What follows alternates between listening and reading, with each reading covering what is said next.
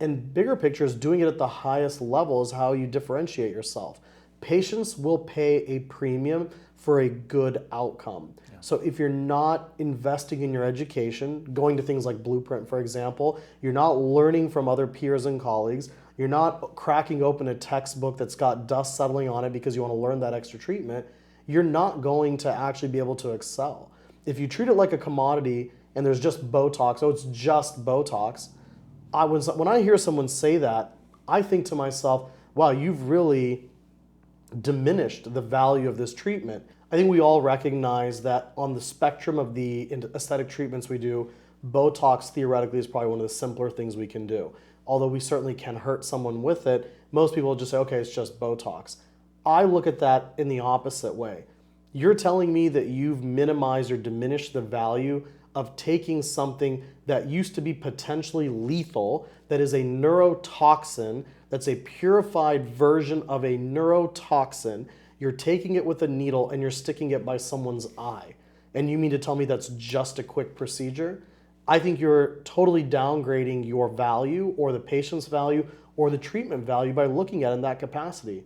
You could conceivably inject this into the wrong muscle and impact the way someone looks, the way they feel about themselves, and the way that a muscle functions for 3 to 5 months because you say you're just doing some Botox. So I think that bigger picture is you have to actually appreciate your own skill set and your own value on these treatments. You have to do it the best and better than anyone else. Yeah. So it's all about the outcome and the result, ultimately. If you don't think, in my opinion, if you don't think that you are the best person in the world to perform a certain procedure, then you shouldn't perform it. Yeah. And we've said in our meetings too that you know, when you if you go to an art gallery and you buy a painting, you don't ask the painter how much the paint cost, right? The artist, right? You're buying the painting, you're buying the physical, beautiful outcome that his art created. And that's what you hang on your wall, and that's what you pay for. I love that because we have some really unique and pieces in our practice that are all original, and at times some of them are very lovely photographs, and they're original photographs, and someone could easily take that negative and print it 800 more times. Right. Now the value in it is the fact that someone has kind of locked in the number of times it's been printed, but it's not how much is the camera, how much was the exposure, how much was the negative, how much is the frame.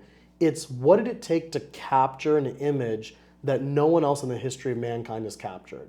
And I would say to the same extent, what is the value of using your 10 fingers to treat a patient and create some type of change in their face that only you've been able to do because of your understanding of their anatomy, your understanding of their aesthetic, and more important, your understanding of the human condition of what there is that they're hoping to achieve and why they want that. That is what the price and the premium is on, not on the cost of neurotoxin or the cost of an HA filler or the cost of your syringe.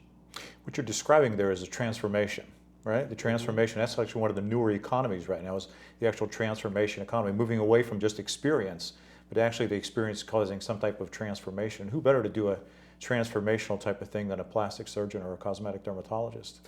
Yeah, I mean, I think that we have such a unique opportunity to create these transformations. We're so fortunate to have the background and those tools, but that means a lot of responsibility. Yeah. Patient safety, patient counseling, setting patient expectations. These are all the key elements that obviously with that responsibility of being able to help these patients comes a tremendous element of what we owe them. We owe them that ability to educate. We owe them, well, this is what I'm going to do with this needle. This is what I'm going to do with that scalpel. And I think if you're not taking the few minutes that it takes to help another human being understand what you're going to do and what this change is going to do and how this is going to impact them, this is their downtime, this is your bruising, this is how long it's going to last, this is why you need an extra syringe.